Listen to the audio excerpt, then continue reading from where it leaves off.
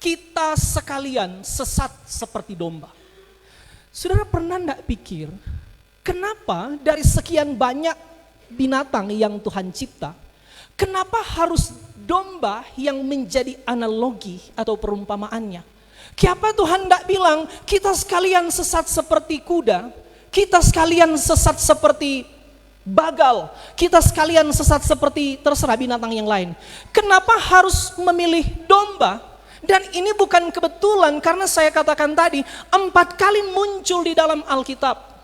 Satu kali lagi, kenapa Tuhan pakai domba untuk menjadi pengibaratan tentang status kita? Ternyata domba dibandingkan dengan binatang-binatang yang lain unik. Dulu waktu kita masih pelayanan di Tondano, tahun 2011 kita datang di sana untuk jadi vikaris pendeta di Jemaat Gemim Bethesda Luan, wilayah Tondano 4. Nah, waktu itu tuh pastori baru 2, jadi belum ada torang sampai, maka torang tinggallah di satu rumah yang punya rumah itu nyandak di situ, dia tinggal di Surabaya, jadi yang tinggal di situ ada kostor. Nah, saudara tahu tuh kostor di situ jabat piara kuda. Martu kudanya kostor itu unik. Antara lain apa? Ternyata dia kuda, enggak semua kuda begitu, tapi khusus dia kuda, kote panako petasan. Nah, satu waktu di musim-musim Natal, musim-musim orang bapasang petasan, ada tuh beberapa anak yang tahu tuh kuda di rumah itu tako petasan, kong dorang pasang petasan dong lempar dekat kuda, kong dia bacakar, putus tali, lari dengan kencang dalam ketakutan. Saudara bayangkan sedang dia lari wajar, bagaimana kuda pelaju, apalagi dia lari dalam keadaan takut. Apalagi dia lari dalam keadaan takut. Kostor langsung ambil motor kong dia dusu. Dia dusu 1,5 jam dia balik. Kita tanya, Kostor, mana tuh kuda? Dia bilang, "Nen tahu pendeta. So lari, so hilang." Kita bilang, "Kong bagaimana? Ini so 10:30 malam. Bagaimana tuh kuda?" Dia bilang, "Sudah percaya juga pendeta. Besok mau balik dia." Tapi bilang, "Kostor tahu dari mana dia mau balik?" Dia bilang, "Tahun lalu lekuat dia ada hilang, kong dia balik." Oh begitu? Oke, itu orang lihat. Masando maimbe ondo, besok paginya, torang bangun kamari kira-kira 4:30, ide kenas kavaroti, so sementara bapak diri, ditampa biasa diajak ika akang, meskipun nyanda ika. Kuda tahu jalan pulang. Dulu waktu kita masih anak-anak, masih kecil, kira-kira kelas berapa ya, kelas 4 atau kelas 5 SD, di rumah ada kucing yang nakal sekali. Kong bapak bilang begini, "Buang jo ini kucing. Masih peranggang, mau toki, sayang, mau piara nakal, jadi buang jo tuh kucing." Jadi bagaimana, sayang kan? Jadi isi jo di karung, kong bawa di pinggir kobong, pergi, terserah dia mau jadi kucing liar atau orang mau ambil, ya terserah dia. Isi di karung Marcelo Bang Sadiki. Orang bawa kira-kira sore jam 5:30 sore, bawa kong saya biar di sana. Nanti dia mau jadi kucing liar atau orang ambil atau jadi apa terserah dia. Kira-kira kalau dari sini sampai di mana ya? Mungkin dari sini torang dapat jalan akan sampai di taman kota situ. Torang pulang cepat-cepat. Besok paginya torang lihat tuh kucing so di rumah. Neng tahu dia udah pulang bagaimana? Tapi yang kita mau bilang dia tahu jalan pulang. Bahkan dia belum pernah lewat rute itu. Neng tahu bagaimana? So pulang tuh kucing. Termasuk saudara di sini yang coba piara ayam, piara anjing, piara bebek. Kita yakin yang ada di sini yang kalau misalnya dia anjing mau keluar, kita nasya. Kurang kaki dia sonin tahu jalan pulang. Nggak perlu kan? Biar saja dia pergi, dia kayak mau mana, tetap dia mau pulang, tetap kok mafuri mesya. Betul nggak? Tetap mau pulang dia, nggak usah iko. Dia selalu tahu jalan pulang. Biar saja. Kira-kira 10 tahun lalu, orang jemaat pergi di Pantai Pal. Sudah tahu tuh Pantai Pal, dulu tuh jalan belum gagah sama dengan sekarang. Nah, waktu itu orang pergi kong masuklah di satu kampung yang kita ingat kampung itu pena Marinso. Pokoknya ada tuh kampung dekat situ, mogok situ orang pe oto, kong turun penumpang, turun sama mau baking. Kita kaget saudara, di kampung itu tuh babi-babi nyandak isi di kandang, babi-babi berkeliaran, babi-babi hitam dang, bukan tu budok, tu hitam-hitam nang, berkeliaran, tu lain di jalan, lain di got, lain di halaman rumah. Kira-kira ada 30-40 ekor tuh babi berkeliaran di halaman. Kita seumur hidup baru kali itu kok ini babi-babi berkeliaran. Iseng ada ibu lewat, kong kita tanya, ibu boleh mau tanya? Oh boleh om. Ini babi, ini banyak, ini satu orang punya. Dia bilang nyanda, ini banyak orang punya. Kita bilang bagaimana dia Tuhan mau tahu? Ini kita pe babi, sana ngana pe babi. Orang di sini pernah ndak bakal gara-gara baku tukar babi?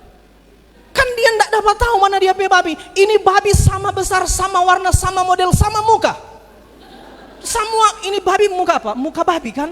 Memang babi muka babi kan?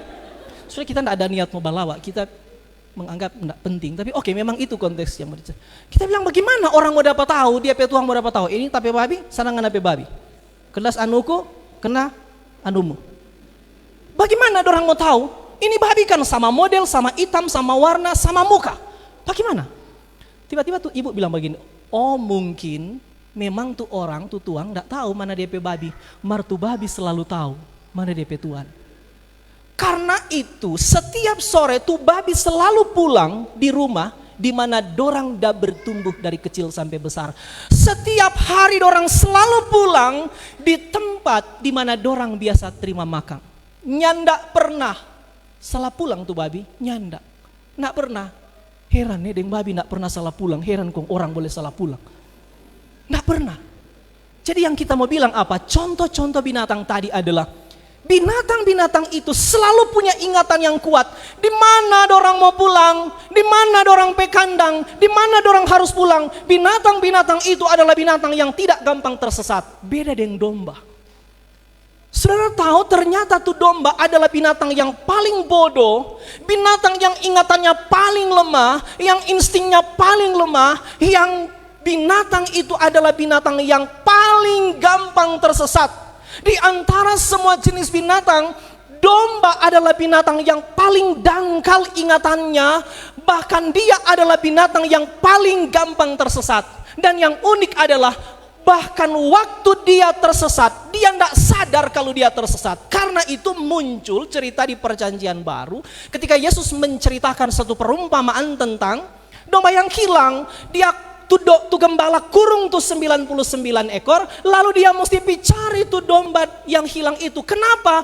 Karena ternyata domba kalau dia misalnya terlepas dari kandang, kalau dia terlepas dari kawanan domba, dia tidak ingat di mana tuh kandang, dia tidak ingat dari mana dia berangkat tadi, dia tidak ingat jalan mana yang dia lalui tadi. Kita pernah uni acara National Geographic. Mereka menjelaskan tentang perilaku-perilaku binatang. Nah binatang kalau dorang lewat di satu jalan tertentu dorang akan bikin rute dan uniknya adalah dorang akan kasih tanda-tanda, entah kayak garo, kayak buang kotoran apapun, itu akan menjadi petunjuk arah, dia akan bikin itu jadi jejak waktu dia pulang sehingga dia tidak akan tersesat. Mari saudara tahu ternyata dombanya tidak begitu. Waktu dia pergi, dia tidak ingat dari mana dia berangkat. Waktu dia pergi, dia akan tersesat dan dia tidak punya kemampuan untuk mengingat, dia tidak punya kemampuan untuk memikirkan di mana dia pe jalan yang dia lalui tadi. Jadi domba adalah binatang yang paling bodoh, domba adalah binatang yang gampang tersesat. Bahkan ketika dia tersesat, dia tidak sadar dia tersesat. Sekarang orang mengerti kenapa Tuhan bilang kita sekalian sesat seperti domba. Untuk mengatakan apa? Untuk mengatakan demikianlah status kita. Kita adalah orang-orang berdosa dan kita adalah orang-orang yang sudah tersesat. Sekaligus untuk menerangkan ketidaktahuan kita bahwa secara natur orang berdosa, orang sebenarnya tidak tahu, orang sebenarnya tidak punya pengetahuan, orang tidak punya kualitas, orang tidak punya kemampuan, orang tidak punya cukup kemampuan dan pemahaman bagaimana untuk kembali kepada Allah, bagaimana untuk memperoleh keselamatan, bagaimana untuk memperoleh hidup kekal, bagaimana untuk tidak binasa. Yang kedua, ternyata domba itu adalah binatang yang paling nentau bakalai.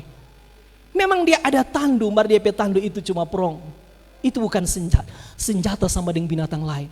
Untuk menerangkan apa? Kalau dia baku dapat dengan musuh, cuma satu dia pe kemungkinan. Dialah yang akan mati. Jadi bagaimana supaya dia boleh balik di kandang? Bagaimana supaya dia nyandak tersesat? Bagaimana supaya dia nyandak binasa? Akan sangat bergantung pada peran, inisiatif, usaha, upaya dari gembala. Artinya kalau gembalanya ndak cari, kalau gembala ndak berinisiatif cari, dia akan binasa. Dia tidak mungkin akan menyelamatkan diri sendiri. Itu sebabnya kita bilang ulang. 3 kali di dalam perjanjian lama berulang-ulang bilang, kita sekalian sesat seperti domba. Untuk mengatakan apa? Untuk mengatakan sekali lagi, demikianlah status kita. Kita semua adalah orang-orang berdosa. Dan bahasa lain dari berdosa adalah kita orang-orang yang sudah tersesat. Sekaligus kita sebenarnya, kita ulang tadi, kita tidak punya pengetahuan, kita tidak punya kemampuan, kita tidak punya kapabilitas untuk menyelamatkan diri sendiri. Jadi kemungkinannya cuma satu, karena torang pe keberdosaan, torang akan binasa. Tapi puji Tuhan, waktu Yesus datang ke dunia, muncul kalimat-kalimat yang penting. Yesus mengucapkan kalimat-kalimat yang paling agung. Salah satunya adalah Lukas 19 ayat 10 yang torang baca tadi.